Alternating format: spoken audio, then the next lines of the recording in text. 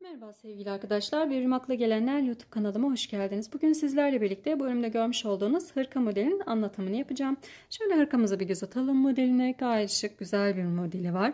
Üst kısmı robadan başlanarak yapılıyor. Trabzanlarla başlanıp beden kısmında bu örneği uyguluyoruz. Yine yaka çalışması yaptım. Yakada da yine bu bedendeki örneği yakaya uyguladım. Ve kollarda da aynı işlemi yaptım. Şöyle bakın, kollarda da yine örneğimizi uygulamış oldum. Hırkamızın daha önce ben yeleğini ve eteğini paylaşmıştım kanalımda arkadaşlar. Şöyle eteği önümde, bakın gayet şık güzel bir eteği var. Böyle takım olarak yapabilirsiniz. Hazır yeleğini, eteğini, hırkasını, aynı zamanda da bu eteğine elbise olarak yapılışı da yine kanalıma yüklenecek. Ona da bakabilirsiniz. Hepsinin yüklendiğinde bu hırka modelinin ve etek modelinin altında ki açıklama kısmında linkini ekleyeceğim. Oradan kontrol edebilirsiniz arkadaşlar. Şimdi hırkamız 1-2 yaş için uygundur. Şöyle ölçüsünü vereyim, beden ölçüsünü vereyim size. Hem ölçüsünü de görmüş olun. Bakın 27 santim, yani 12-18 aylık ama çocuklarınız zayıfsa eğer 2 yaşına kadar da rahatlıkla olabilecek bir model. Şöyle tam olarak uzunluğunu da yine vereyim. Şöyle bir düzenleyeyim arkadaşlar. Bakın şuradan itibaren 31 santim bir ölçüsü var. Gayet uygun ölçüsü bu şekilde. Kullandığım malzememden bahsedeyim. Ben bunu kullanırken örerken kar topu Baby One kullandım. Anti panik özelliğe sahiptir. 100 gram 250 metre. Kodu da K1763'te kodu var. Toplamda 3 adet bu ölçülerde 3 yumak ip kullandım. Tığım da 5 numara 3 milimlik bir tığ. Hırkamızın video içerisinde büyük yaşlara nasıl uyarlanması gerektiği ile ilgili bilgileri veriyorum arkadaşlar. Bu baştaki zincir sayısını artırarak yapabilirsiniz. Daha büyük yaşlara yapmak isterseniz veya daha küçük yapmak isterseniz de yine bu başlangıçtaki zincir sayısını eksilterek yapabilirsiniz. Evet, modelim bu şekilde. Şöyle arkasında yine göstereyim. Bakın arkasında da yine şöyle gayet şık güzel bir model. Evet, umarım sizler de beğenirsiniz ve keyif alarak örersiniz. İsterseniz şimdi modelimizin yapımına geçelim. Geçmeden önce küçük bir hatırlatma yapmak isterim. Kanalıma abone olmayı ve bildirimleri açmayı unutmayın. Hepinize kolay gelsin. Arkadaşlar, modelimizin yapımına geçiyoruz. Toplamda 72 tane zincir çektim. 72 zincirimin üzerine 2 tane de fazladan zincir çekerek ekliyorum. Üzerine yerleştireceğim trabzanlar yetmezse diye ipimi doladım. 1, 2, 3. Şöyle dördüncüye trabzanımı yapıyorum. Ve devam ediyorum. Ön için toplamda 11 tane trabzanım olacak. 1, 2, 3, 4, 5, 6,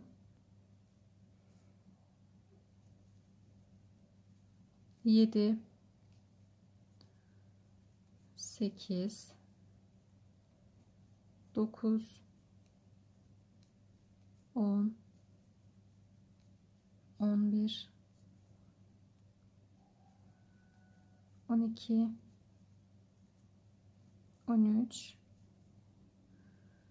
11 tane ön için olacaktı arkadaşlar. Ben daldım gidiyorum. 2, 4, 6, 8, 10 ve 11. Evet, 11 tane ön için trabzanımızı yaptık. Şimdi şöyle 1, 2 zincir çekiyorum. Hemen yanındakine trabzan yapıyorum. 11 trabzan yaptım. 2 zincir çektim ve yanındakine trabzan yaptım. Bu bizim ön kısmımızdı. Kol kısmımız için de 14 tane trabzan yapacağım. Bunu da sayıyorum. 1, 2, 3, 4, 5, 6, 7, 8,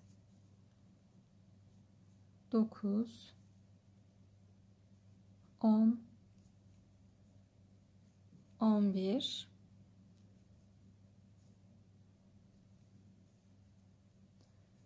12, 13, ve 14. 14 trabzanımı yaptım. Yine 2 zincir çekiyorum. Yanındakine trabzan yapıyorum. Burada da yine bir kol ayrım yapmış olduk. Şimdi bunu da sayarak arka için 22 tane trabzan yapıyorum.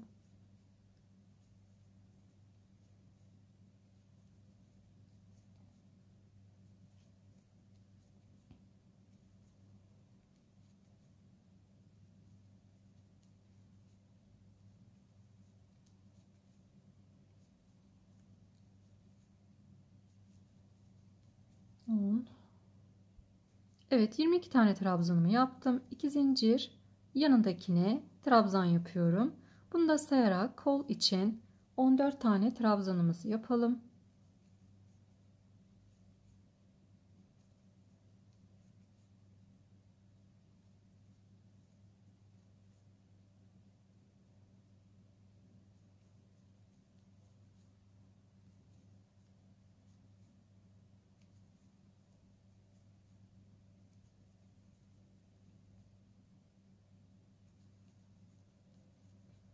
On, 11, 12, 13 ve 14. 14 tane de trabzanımızı yaptık. Yine 2 zincir çekiyorum. Yanındakine trabzan yapıyorum. Bunu da sayarak ön içinde 11 tane trabzanımızı yapıyoruz. Evet, 2,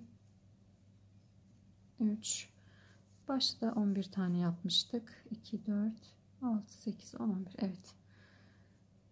3, 4, 5, 6, 7, 8, 9, 10, 11. Şimdi burada fazladan zincirimiz kaldı. Bunu ne yapacağız? Hemen şöyle şu kısmı şöyle şuradan söküyorum.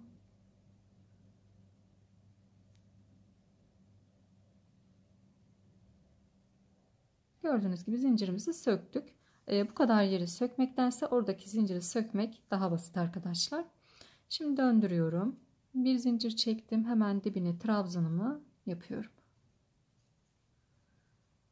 Her birine birer kere trabzan yaparak yuvaya kadar geleceğim.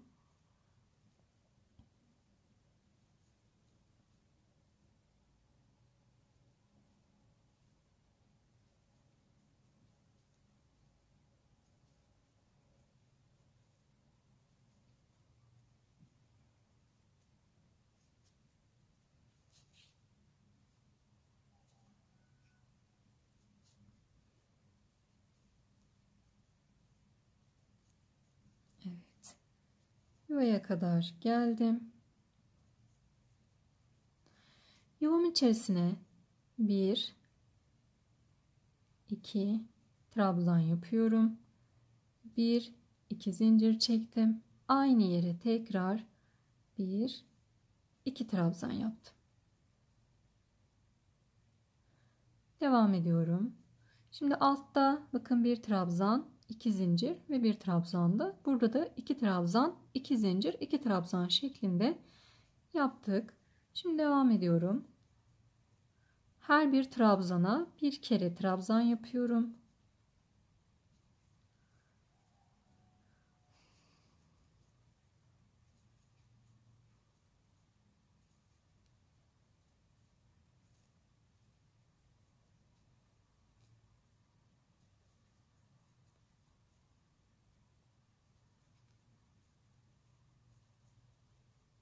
Evet, şimdi buradaki yuvaya kadar geldim. Şimdi burada da yine yuvamın içerisine 1, 2 trabzan, 2 zincir ve tekrar yuvamın içerisine 2 tane trabzan yapıyorum. İpimi doladım. Her birine yine birer kere trabzan olmak üzere yapıyoruz. Bu şekilde arkadaşlar sıra sonuna kadar ilerleyelim. Sıra sonuna kadar geldim. Döndürüyorum. Bir zincir çektim. Şöyle dibine trabzanımızı yapıyorum. Yine her birine birer kere trabzan olacak şekilde örüyorum.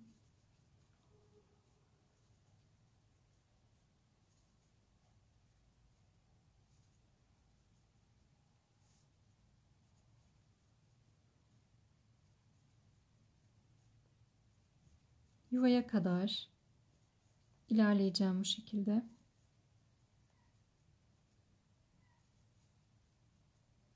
Evet. Şimdi yuvama bir tane trabzan yapıyorum. 1 2 zincir. Tekrar yuvaya bir tane trabzan yaptım ve diğer trabzanlarımızın üzerine batarak gidiyorum. Şimdi şöyle göstereyim, bakın. Bir sırada bir trabzan, üzerindekinde 2 trabzan ve burada da yine bir trabzan olarak 3. sıramı devam edeceğim.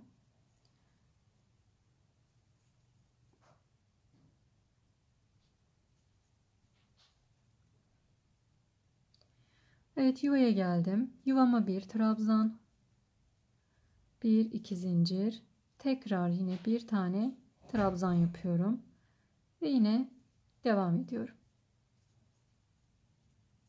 Bu şekilde ilerleyeceğiz arkadaşlar. Robamın genişliğini ne kadar istiyorsam, yani beden genişliğimi ne kadar istiyorsam o sırada öreceğim.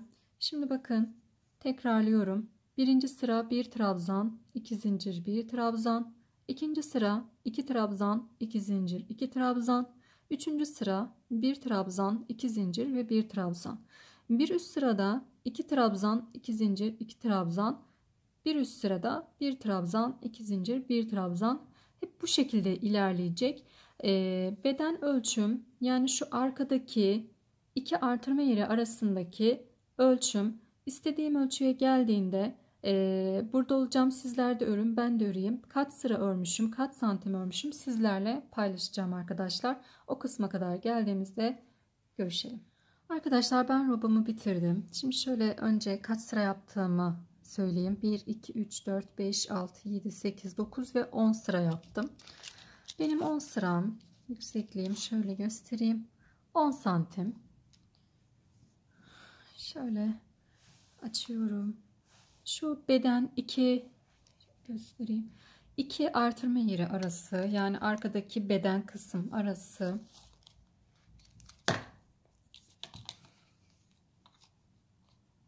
Evet, 24,5 santim. Kolları birleştirirken de zincir çekerek birleştireceğim. Birazcık daha o şekilde büyüyecek. Benim için ideal ölçüdür. Şimdi isterseniz kolları birleştirmeye geçelim. Evet.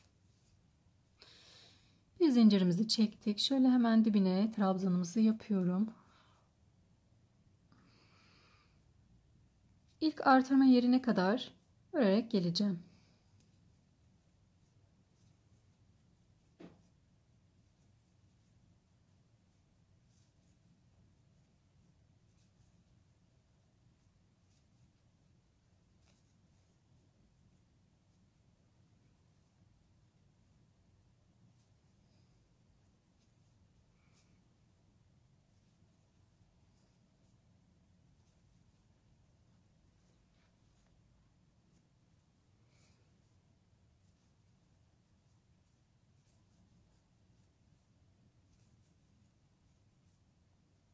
Evet. Her bir trabzana bir trabzan yaparak, yani tek atarak artırma yerimize kadar geliyorum.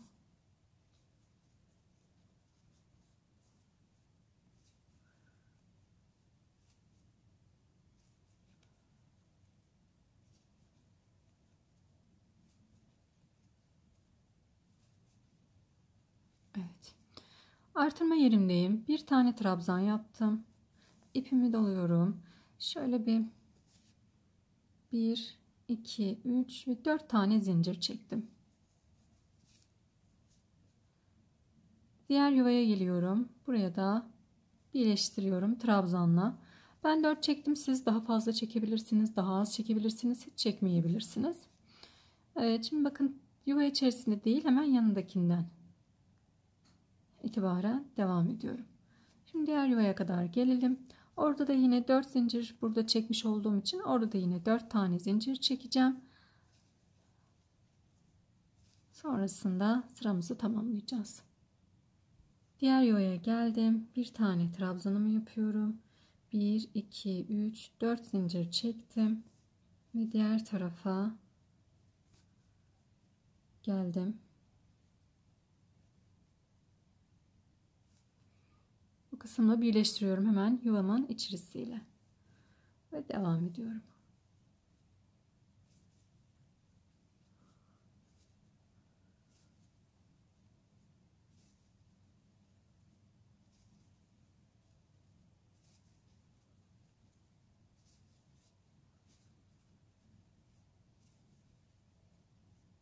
Sıra sonuna kadar gelelim. Şimdi sıra sonuna geldim. Tekrar bir üst sırayla devam ediyorum. Yine sadece trabzan olarak örneğimizi kurmadık daha. Şu kol altında zincirlerimin her bir tanesine 4 tane zincirim vardı. Her birine bir kere trabzan yapıyorum batarak. 1, 2,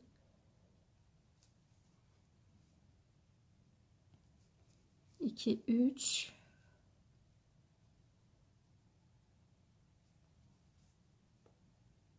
4. Şimdi devam ediyorum. Diğer taraftaki kol altına da yine aynı şekilde zincirimizin üzerine 4 tane trabzan yapacağım. Bu şekilde sıramızı tamamlayıp bir üst sırada örnekli kısma geçebileceğiz arkadaşlar.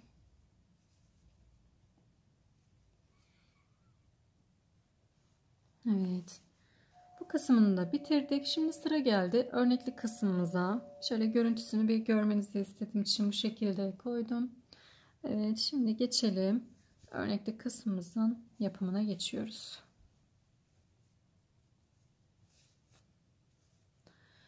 Bir zincir çekiyorum. Bir trabzan yapıyorum. İpimi doluyorum. 1, 2, 3 tane atladım. Dördüncüye 1, 2, 3 tane atladım. Dördüncüye 1, 2, 3 trabzan, bir zincir ve aynı yere bir trabzan. Aynı yere 3 tane trabzan, bir zincir ve yine aynı yere bir trabzan yaptık. İpimi doluyorum. 1, 2, 3 tane atladım. Dördüncü ilmeğime 3 tane trabzan yapıyorum. 1, 2, 3, bir zincir, aynı yere tekrar trabzan.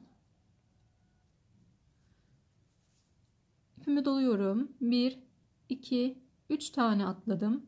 Dördüncü ilmeğime 3 trabzan yapıyorum. 1, 2, 3. Bir zincir, aynı yere tekrar trabzan yapıyorum. Şöyle göstereyim.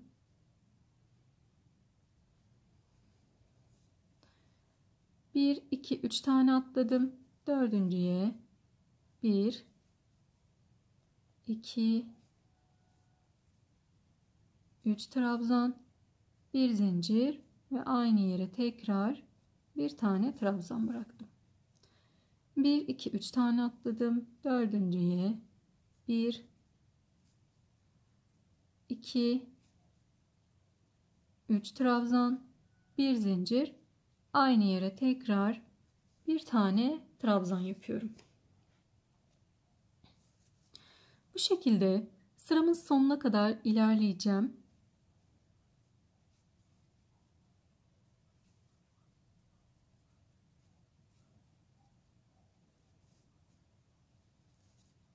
Bir, iki, üç tane atladım. Dördüncü.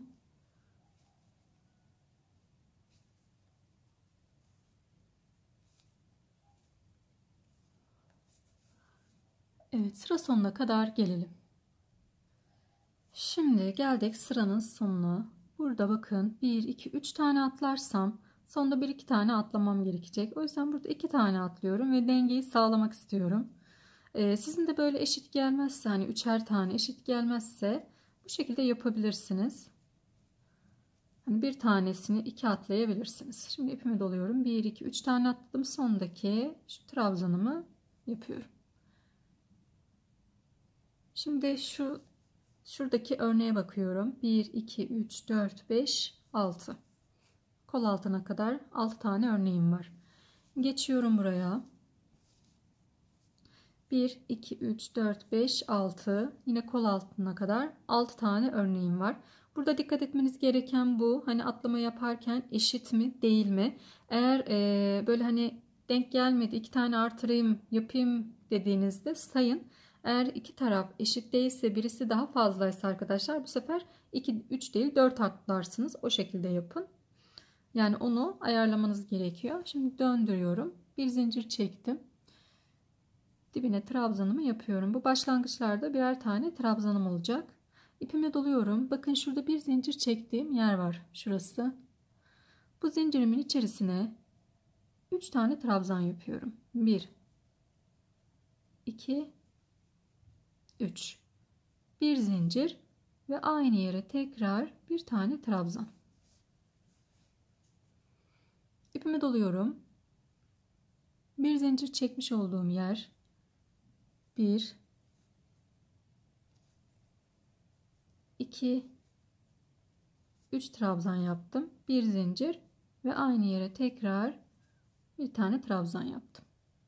İpime doluyorum. Yine şuradaki bir zincir çektiğim yer. 1, 2, 3, bir zincir çekiyorum. Aynı yere tekrar trabzan yaptım.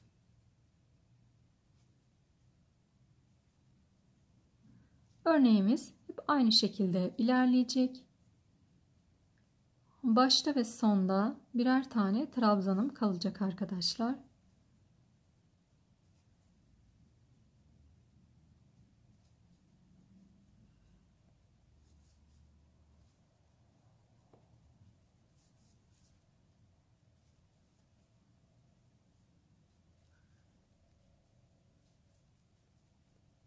Bir zincir, aynı yere tekrar trabzan.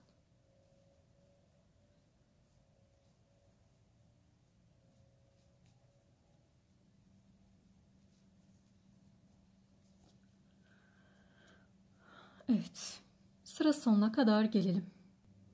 Sıra sonuna kadar geldim. Sıra sonunda şu tek trabzanımı trabzan olarak alıyorum.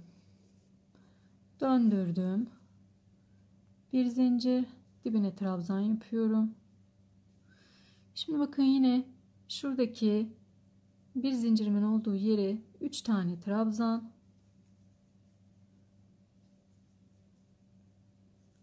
Bir zincir, aynı yere tekrar trabzan. İpimi doladım. Yandaki bu dolgulunun yerine geçtim. 3 tane trabzan yapıyorum buraya. Bir zincir ve aynı yere yine trabzan. Bir kere daha gösteriyorum.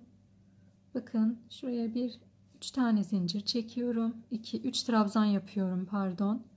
Bir zincir ve aynı yere tekrar trabzan. Şimdi şöyle bir modelimize bir bakalım nasıl ilerliyor diye. Evet arkadaşlar. Bu şekilde modelimiz ilerliyor. Gayet güzel, şık, güzel bir model oldu. Şimdi istediğimiz uzunluğa gelene kadar böyle devam edelim. Sonrasında kaç santim olmuşum, kaç sıra olmuşum sizlerle paylaşacağım. Yeleğimin bedenini ben bitirdim. Şimdi sizlerle birlikte şöyle bir ölçeceğiz. Şöyle bir göstereyim. Şu örnekli kısmın önce ölçüsünü vereyim size. Şuradaki ilk trabzanlı sıradan itibaren, kol altındaki ilk trabzanlı sıradan itibaren tam 20 santim. Yanlamasına olarak da vereyim. 27 santimde yan beden kısmı komple yakadan itibaren aşağıya kadar da 31 santim arkadaşlar. Kaç sıra örmüşüm? Bunu da söyleyeyim. 1, 2, 3, 4, 5, 6, 7, 8, 9, 10, 11, 12, 13, 14, 15, 16, 17. 17 sıra ördüm. Şimdi bu kenarına döneceğiz.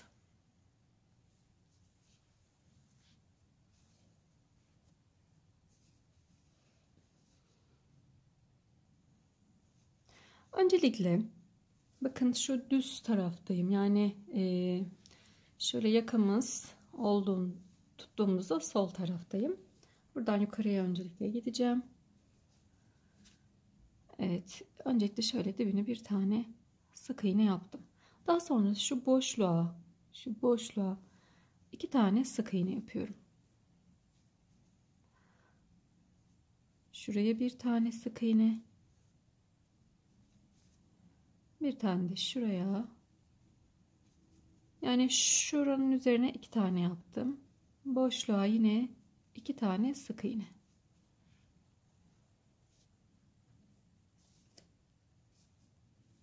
Evet. Şimdi burada yine şuraya bir tane. Şuraya da bir tane. Yine boşluğa 2 tane.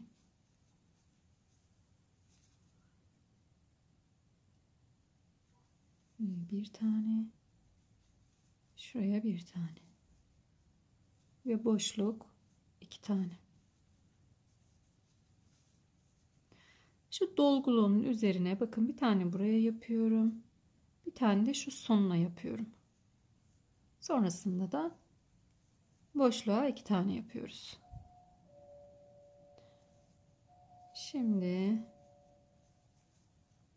örnekli kısım hep bu şekilde devam edecek arkadaşlar. Bakıyorum. Evet, burada bir tane daha yapmam gerek. Evet.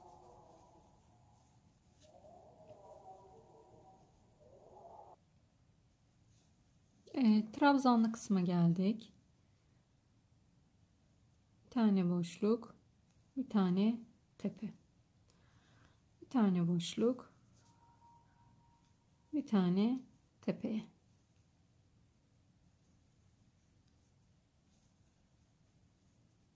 Bir buraya, bir şuraya, bir tane de boşluğa. Bir buraya, bir şuraya, bir tane de boşluğa.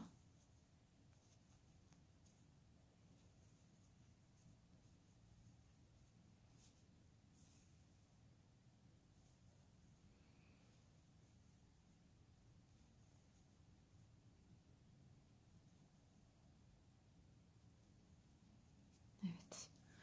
İlk sıramızı bu şekilde yapmış olduk. Şimdi geriye döneceğim.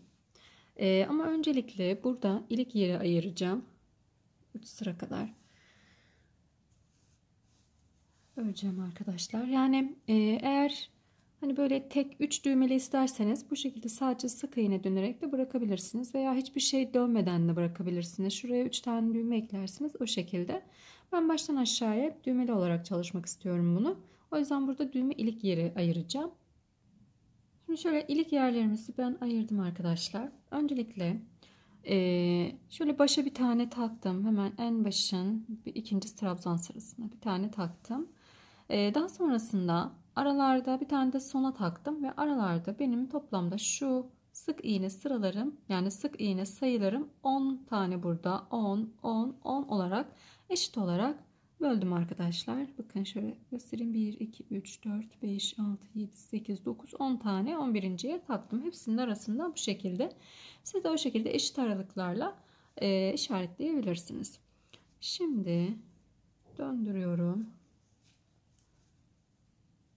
Bir zincir. Şimdi dibine sık iğne, yanındakine yine sık iğne yapıyorum. 1 2 zincir. Bir zincir. Düğmenizin boyutuna göre bu zincir sayısını yapabilirsiniz. Şu işaretlediğimi atlıyorum. İkinciye sık iğne ile bağlıyorum. Aşağıya doğru iniyoruz.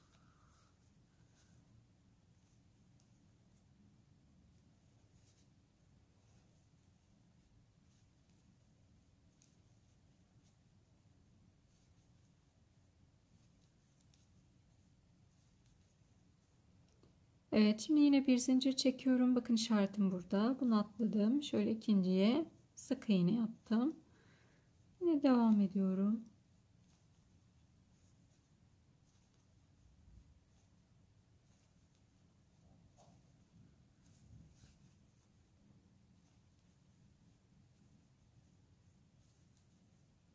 Yine bir zincir çekiyorum. Bunu atladım.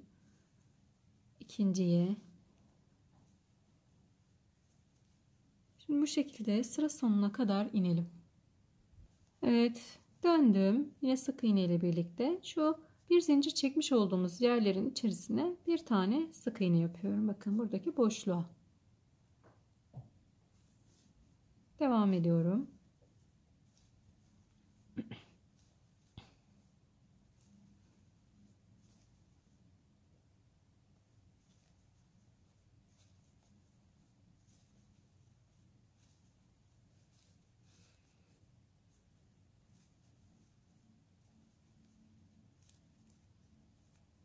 Bakın yine boşluktayım. Bir tane sık iğne yaptım oraya. Devam ediyorum yine.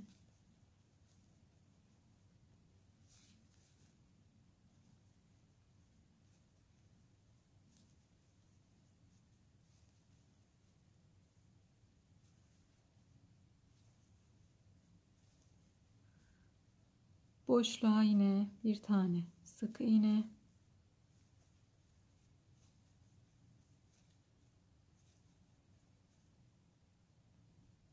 Başa kadar geldim.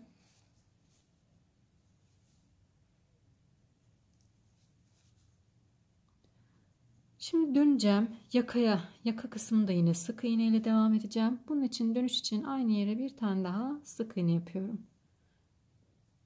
Şimdi devam ediyorum.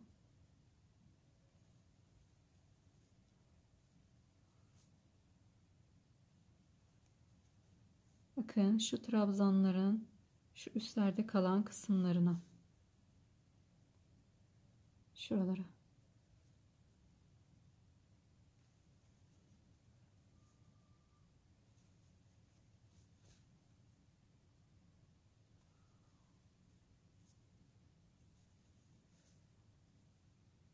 Buralara sık iğne yaparak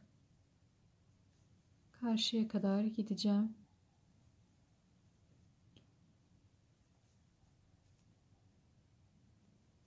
Şu ipi de yürüttüm orada. Arkaya atayım.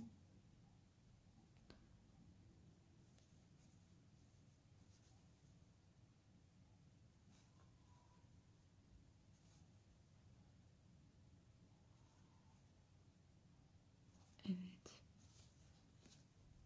Her bir ilmeğimden bir tane sık iğne olacak şekilde alarak yakayı sık iğne olarak ilerliyorum. Diğer kenara kadar bu şekilde gelelim. Diğer tarafa da yine sık iğne olarak ineceğim. Orada ilik yeri ayırmayacağız o tarafta. Sadece sık iğne olarak diğer tarafta yapmış olduğumuz işlemin aynısını yapacağız.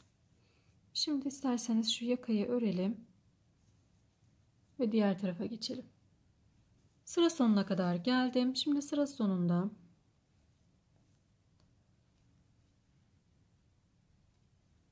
evet, sık iğnemi yapıyorum. Dönüş için tekrar aynı yere bir sık iğne daha yaptım ve dönüyorum. Şimdi bir tane şöyle batıyorum. Bir tane boşluğa batıyorum. Bir tane buraya. Bir tane buraya. Yapmış olduğunuz sık iğneler diğer taraftan fazla olmasın, toplar. Aralarda bir eşitsizlik olur.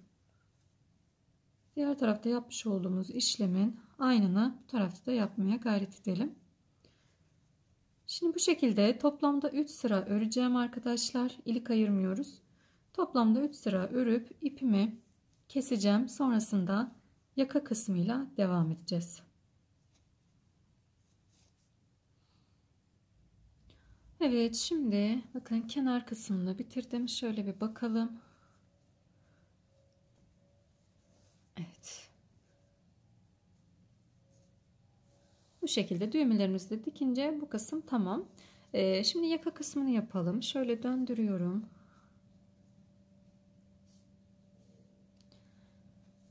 Şuradan bakın yaka kısmını döndürdüm. Şu taraftan takacağım. Şu önde yapmış olduğumuz 3 sıra sık iğneyi atlıyoruz. Şuradan bakın 1 2 3 sıraya atladım. Şuradan ipimi takacağım.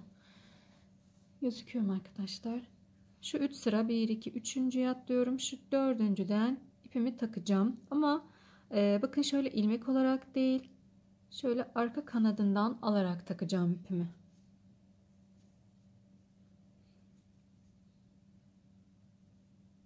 Şöyle bir tane de sık iğne yapıyorum.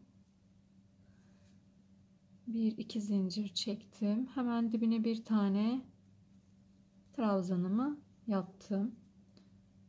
Ve sıradakiyle devam edeceğim. Bakın yine şu arka kanadından alarak burayı hep bu şekilde arka kanatlardan alarak devam ettireceğim.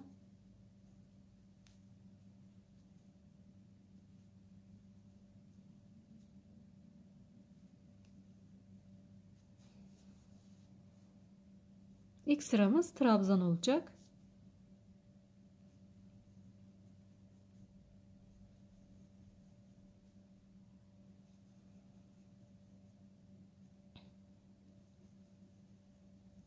Arka kanadından aldığımız için bakın bu şekilde de aşağıya yatmış oluyor. Yaka şeklini almış olacak.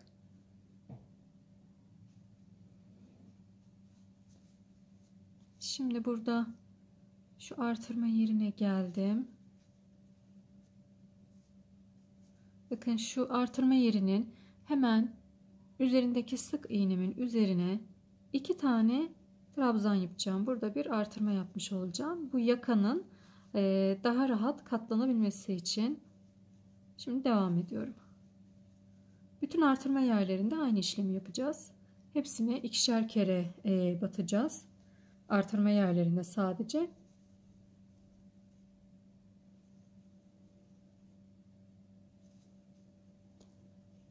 Evet, isterseniz şöyle sıra sonuna kadar gelelim. Sonrasında örnek kurulumuyla devam edelim. Sıra sonuna kadar geldim. Burada da yine bakın önde yapmış olduğum sık iğne sırasını yapmadım. Döndürüyorum. Şimdi bir zincir çektim. Dibine trabzan yapıyorum. Daha sonrasında 1-2 tane atlıyorum. Üçüncüye 3 trabzan. Yani bedendeki örneğimizi uyguluyoruz. Burada da bir zincir, aynı yere 3 tane, bir tane trabzan yaptım. Şimdi arkadaşlar burada 2 tane atladım. Kenar olduğu için yaptım bunu. İpimi doluyorum. 1 2 3 tane atlıyorum. Dördüncüye 3 tane trabzan yapıyorum.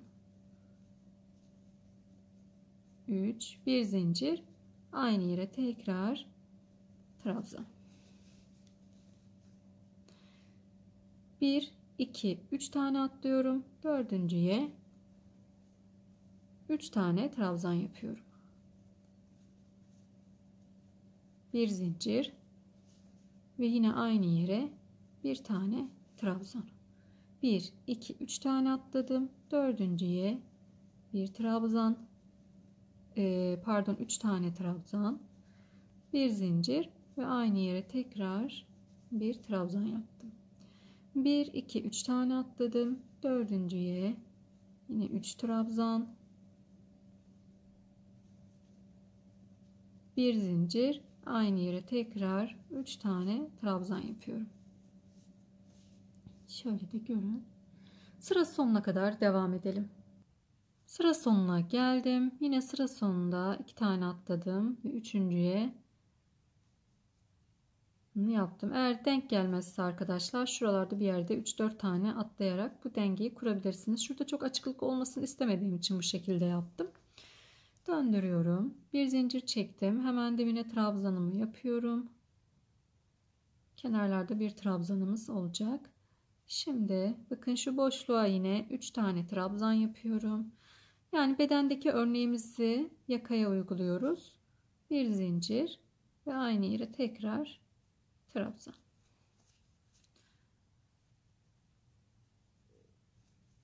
Şimdi birkaç sıra böyle uygulayacağım. Sizler de yapın, ben de yapayım. Kaç sıra yaptığımı ve kaç santim olduğunu size söyleyeceğim arkadaşlar. Sonrasında da kollara geçeceğiz.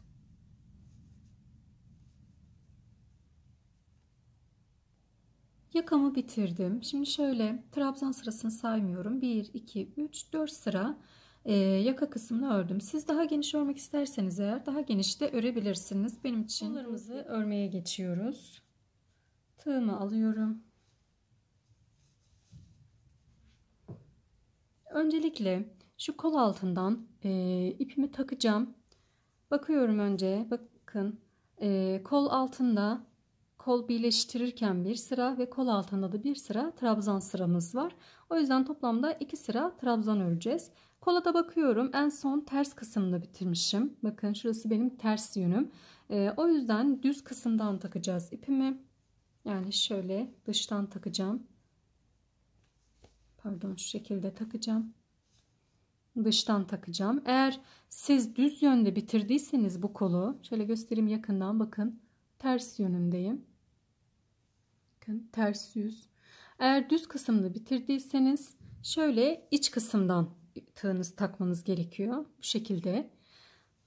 Dediğim gibi ben ters yüzünde bitirmişim. O yüzden düz kısımdan takacağım. Şöyle de kol altından itibaren bakıyorum. Şöyle ortalıyorum. Şurada takacağım. Şimdi burada başlarken ve bitişte kesimler yapacağız. Şöyle sık iğne ile bağladım. Evet. 2 zincir çekiyorum. Şimdi ilk ilmeğime batıyorum. Şurada ilk ilmeğime. Bakın ilk ilmeğim şu trabzanımın üzeri. Hemen buna batıyorum. 2 çıkardım. Tığımda 2 tane var. İpimi doluyorum. Yanındaki ilmeğime batıyorum. 2 çıkardım. Tığımda 3 tane var. Hepsini tek seferde çıkardım. Şimdi daha eksiltme yapmıyorum. Bir tane de sonda eksiltmem olacak. Şimdi bir tane batıyorum. Şuna da bir tane batacağım. Şuraya da bir tane ve ilmeklerime batarak devam ediyorum.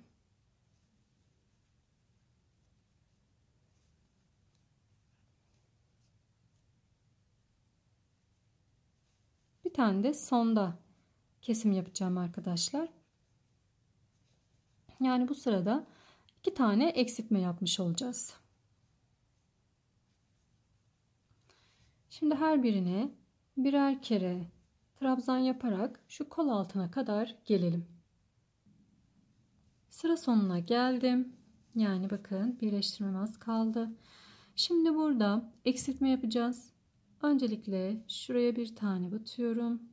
Şuraya bir tane batıyorum. 2 çıktım. Tığımda 2 tane var. İpimi doluyorum. Şuraya da bir kere batıyorum. 2 çıktım. Tığımda 3 tane var. Tek seferde topladım. Ve burada birleşimimizi yaptım. 1-2 zincir çekiyorum ve döndürüyorum. İpimi doluyorum. Yine bir eksiltme yapacağız. Batıyorum. 2 çıktım. Tığımda 2 tane var. İpimi doluyorum. Yanındakine batıyorum. 2 çıktım. Tığımda 3 tane var. Tek seferde topladım. Şimdi yine trabzan olarak devam ediyorum. Burada 2 sıra trabzan yapma sebebim bedende 2 sıra trabzan yapmış olduğum için örneğe geçmeden Yani bedende ne yapıyorsak burada da yine aynısını yapıyoruz arkadaşlar. Şimdi sıra sonuna kadar böyle trabzanla gelelim.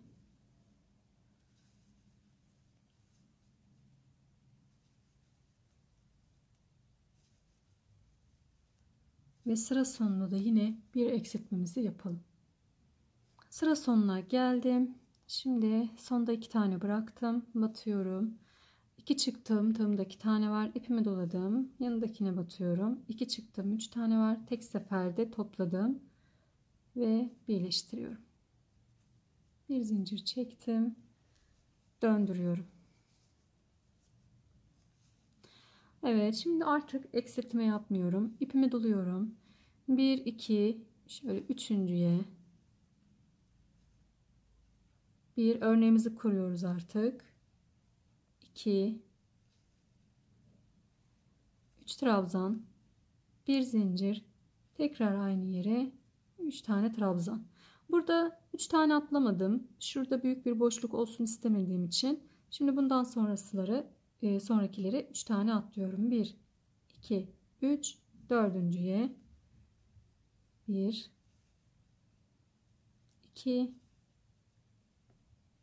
3 bir zincir, tekrar aynı yere trabzan. İpimi doluyorum. 1 2 3 tane atlıyorum. Dördüncüye 1 2 3 bir zincir, tekrar aynı yere trabzan. 1 2 3 dördüncüye 1 2 3 bir zincir ve aynı yere tekrar trabzan. Evet, bedendeki işlemin aynısını yapıyoruz arkadaşlar. Bu şekilde sıra sonuna kadar gelelim. Sıra sonuna geldim. Şimdi sıra sonunda şuradaki bir zincir çekmiş olduğum yerle değil arkadaşlar. Bakın şuradaki şu yandaki dolgumun hemen şöyle üzeriyle birleştiriyorum. Bunu yapma sebebim, eğer şu kısmını birleştirirsem şurada zincir çektiğim, bakın tekrar söküyorum. Şurayla birleştirirsem eğer şuradaki bu çekmiş olduğum zincir hırkamın sonuna kadar kendini belli edecek. Bunu belli etmesini istemediğim için şurayla, yani şu ilk trabzanın hemen arasındaki noktayla birleştiriyorum. Bir zincir çekiyorum ve döndürüyorum. İpimi doluyorum. Bakın yine şuradaki boşluğa trabzanlarımızı yapıyoruz 3 tane. Bir zincir ve tekrar aynı yere trabzan. Dönüşü tekrar birleşimini size göstermek istiyorum tekrar.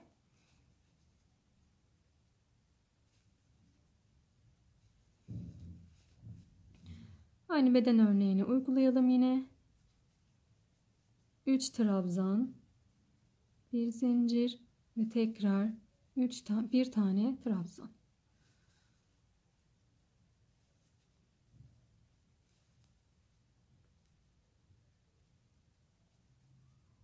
Evet.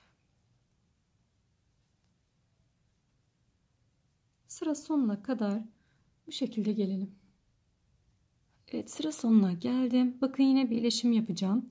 Yine şuradaki şu bir zincir çekmiş olduğum yerle değil, yani burayla değil, şuradaki şu 3 trabzanın bakın birincisinin şu tepe noktası ile birleştiriyorum.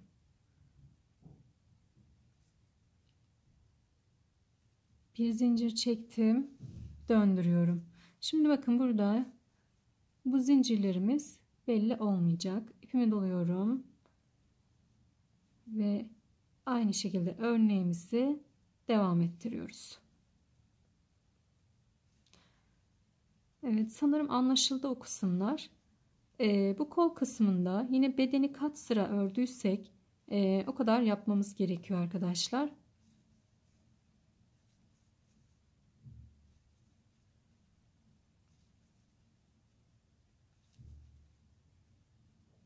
Şimdi şöyle bir açalım.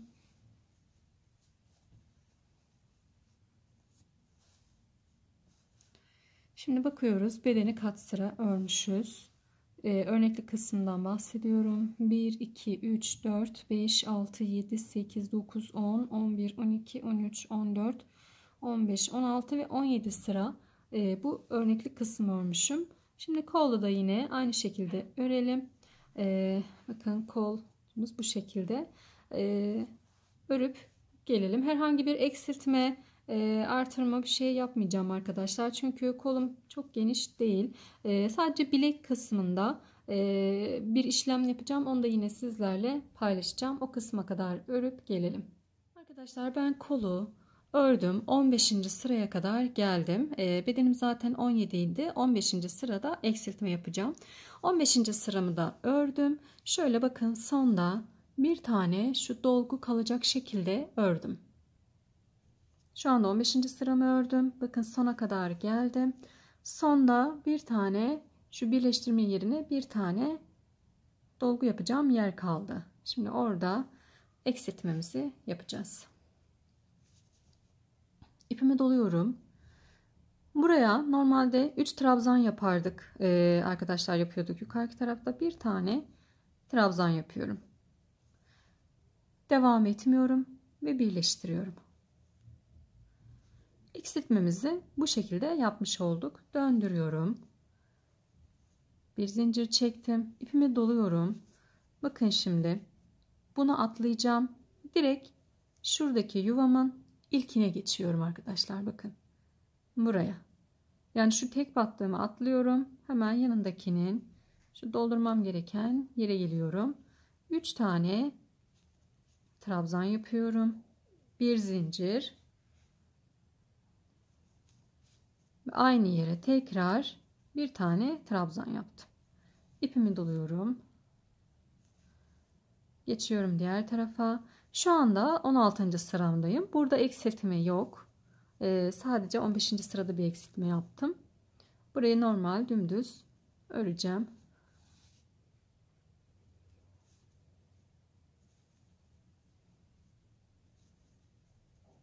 Şimdi sıra sonuna kadar gelelim isterseniz. Sonra da sıra sonun 17. sıradaki yapacağımız işlemi göstereceğim. Sıra sonuna geldim. Sıra sonunda birleşimimizi yapıyoruz. Bir zincir çekiyorum ve döndürüyorum. Şu anda 17. ve son sıramdayım. İpimi doluyorum. Yuvaya bakın 1 2 3 tane trabzan yaptım. Diğer bir zincir çekip tekrar trabzan yapıyorduk. Onu yapmıyoruz arkadaşlar. Sadece 3 tane trabzan yaptım. İpimi doluyorum. Tekrar diğer yuvaya geçtim. Buraya da yine 3 tane trabzan yapıyorum. 2 3. İpimi doluyorum. Yan tarafa geçiyorum. Yine 3 tane trabzan yapıyorum. Tekrar ipimi doladım. Yine 3 tane trabzan yapıyorum. Burayı hep 3 3 örüyorum.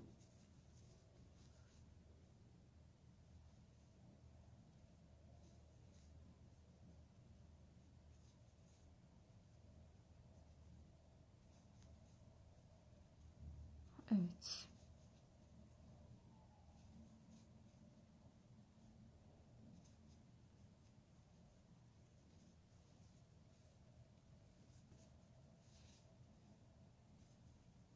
Sıra sonuna kadar 3 3 örerek geleceğim.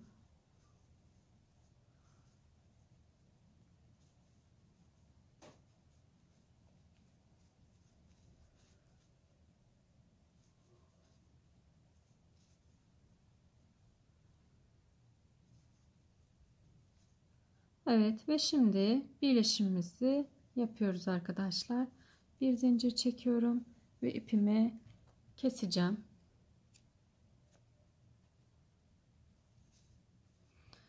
Şöyle de iç kısımda yürütelim.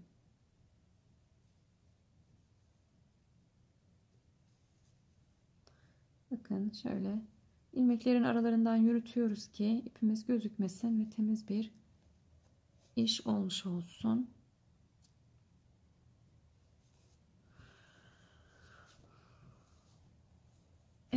kollarımız. Bakın. Gayet güzel bir model oldu. Şahane bir hırka oldu arkadaşlar. Kız erkek çocuklar için uygundur. İstediğiniz şekilde hazırlayabilirsiniz. Renklerini kız erkek için uygun renklerde hazırlayarak hırkayı her iki şekilde de her iki çocuklarımıza da yapabiliriz. Böylelikle de bir videomuzun daha sonuna gelmiş olduk. Umarım videomu beğenmişsinizdir, modelimi beğenmişsinizdir ve kolaylıkla da buraya kadar gelmişsinizdir.